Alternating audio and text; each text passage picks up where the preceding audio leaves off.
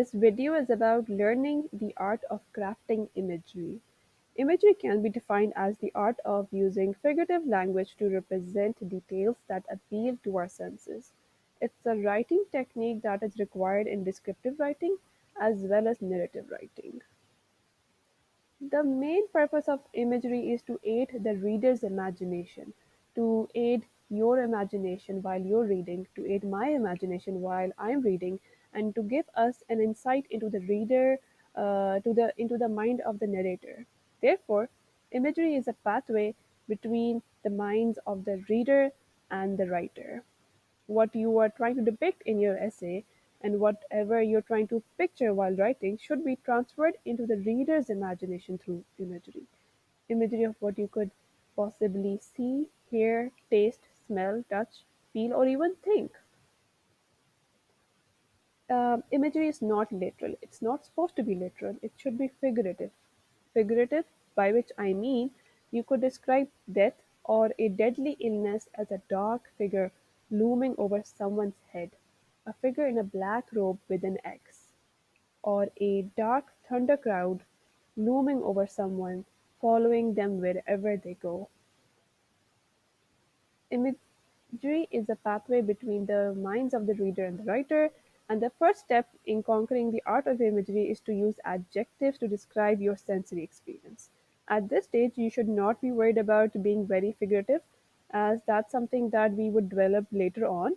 However, right now, I'm going to give you two examples of situations where you should focus on your sensory experience to describe whatever happened. Describe what you felt, tasted, heard, or possibly saw. Use a rich vocabulary and plenty of adjectives. The first situation is where you got hurt. It was a very painful incident, and you have to explain your sensation of pain in great detail. This is a sample that I wrote that you might use as inspiration. I don't quite remember how it happened. It felt like an electricity bolt had pierced through me. I lost my sense of sight as I could not see anything except darkness, but I knew blood was splattered all over my face and neck, as if an artist had furiously splattered red paint at me because he was unable to complete his masterpiece. I could only hear myself scream like a banshee. I had crashed against a wall while cycling and broken my nose. The second situation is where you're eating your favorite dessert. Write a descriptive paragraph and explain the sensation of taste, smell, and sight. Sample: as I devoured the giant red velvet waffle at Caspa's, I lost sense of my surroundings. The scent of freshly baked waffle engulfed me.